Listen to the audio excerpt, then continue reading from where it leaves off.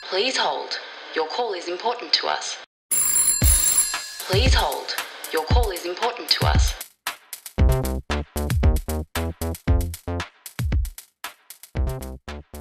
What is normal? There are norms, there are social norms. So at the start of the show, you would have heard the welcome to country. That's a kind of a social norm. In this particular context, it's normal that you would acknowledge the original owners of the land. Didn't happen 40 years ago, is happening now. One of the other kind of social norms is that you would dress up to go out for a show. Obviously not in your case. You've come straight from work in an abattoir. I'm joking. Is it? It's his birthday. What's his name? It's Jim. It's Jim's birthday. I bet you wish you sit in the front row. All right, ladies and gentlemen, happy birthday to you. Happy birthday to you. Happy birthday, dear Jim. Happy birthday to you. What are you doing? Is your name Jim? No. Do you know this guy? No. I lied to you. I'm sure I get a doctorate out of that. Come on. Okay, why did you sing happy birthday? Social norming. Everyone else was doing it at the same time. You didn't know the guy, but you went along with it anyway. So social norms are powerful. We are affected by other people. So to find out, oh, you hate me now, don't you? That's okay, it's going to get worse. It's going to get worse. Okay, ladies and gentlemen, to find out more about social norms, will you please welcome Sarah Kneebone. Sarah Kneebone, who is a BWA researcher and PhD candidate, in fact so close to PhD that she's PhD. Sarah, tell us about... PhD done. Almost PhD done! Okay, so tell us about social norms. What are we talking about there? So social norms, these are the rules that tend to govern our behaviour. They tell us what is common, what is acceptable, and what's expected in any given situation. So who writes these rules? Who's the keeper of the rules? Well, everyone and no one. They're unwritten rules, they're not recorded anywhere, they're just kind of understood. It's a framework or guidelines to affect our behaviour. And it's under change constantly as well. But they're very powerful. A large proportion of our behaviour from day to day is affected by social norms.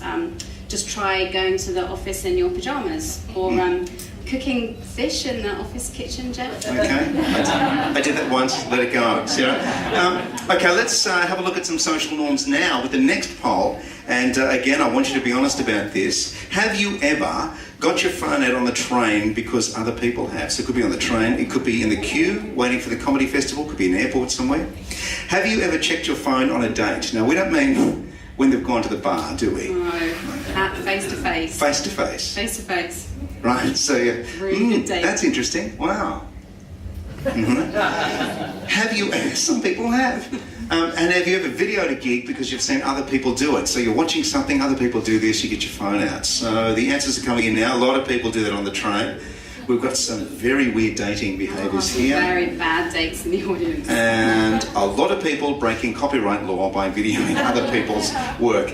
If you want a video tonight, that's fine. We've got a professional cameraman here. Merchandise at the end of the show. I didn't think about merchandise. I should have thought about that. All right, so social norms around phones are changing. So let's take births, deaths and marriages. Who here has seen an image of a newborn child that was taken on a mobile phone? Okay.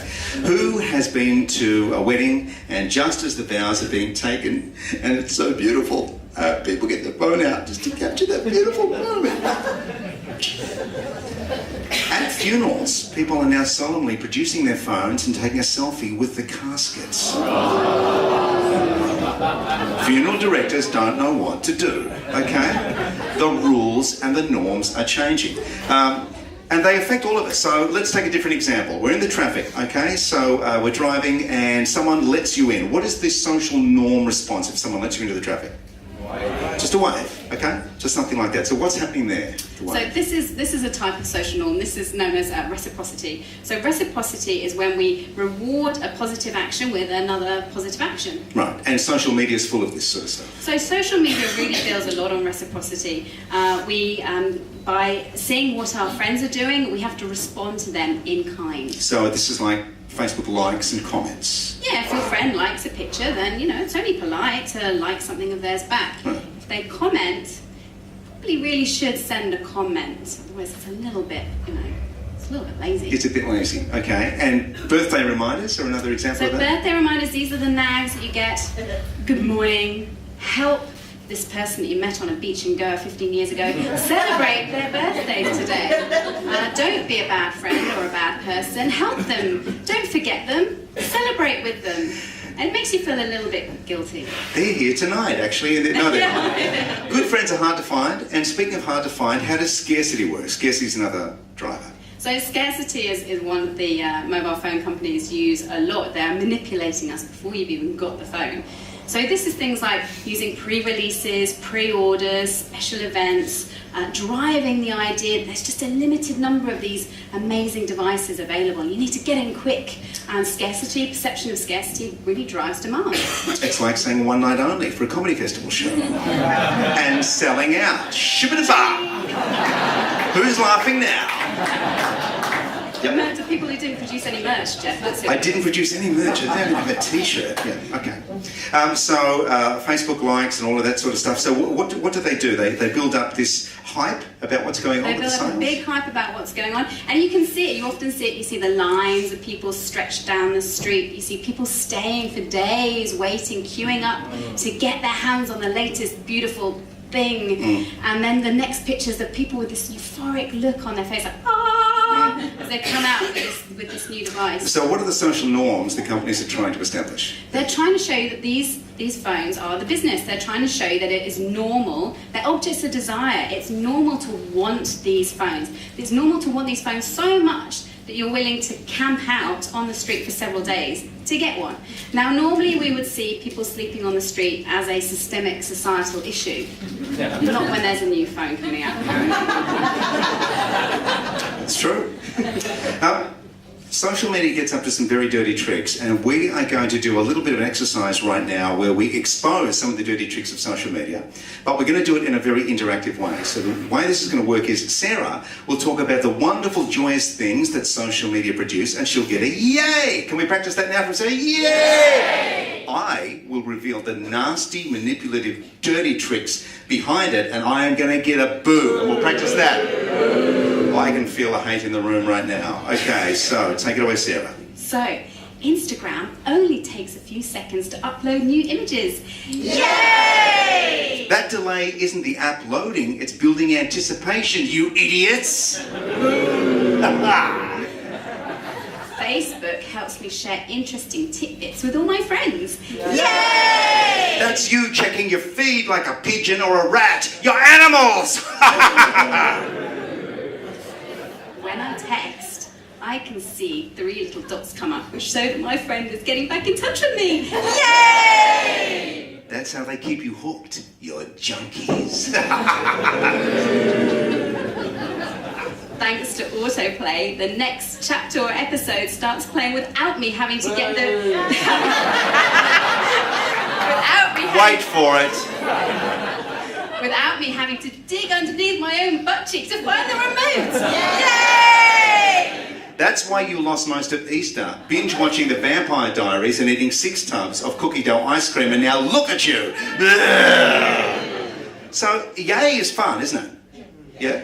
Is booing also a little bit of fun? Yes. Have you got one more yay left in you? Yes. I'll give it to Sarah. She leaves the stage. Thank you so much, Sarah Nemo.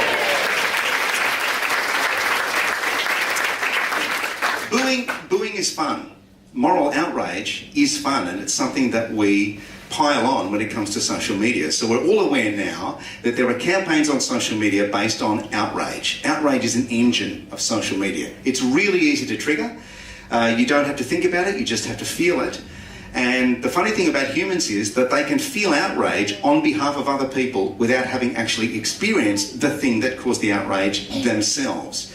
So they've worked out in lab conditions that the same parts of our brain that get triggered when there's a reward or anticipation fire like crazy when we get to punish people, especially if other people are doing it at the same time.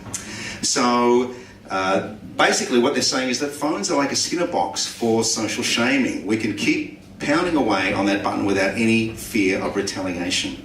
And the theory is that moral outrage is something we enjoy as a group because we can display the fact that we are part of the group, just like singing happy birthday to someone we don't know.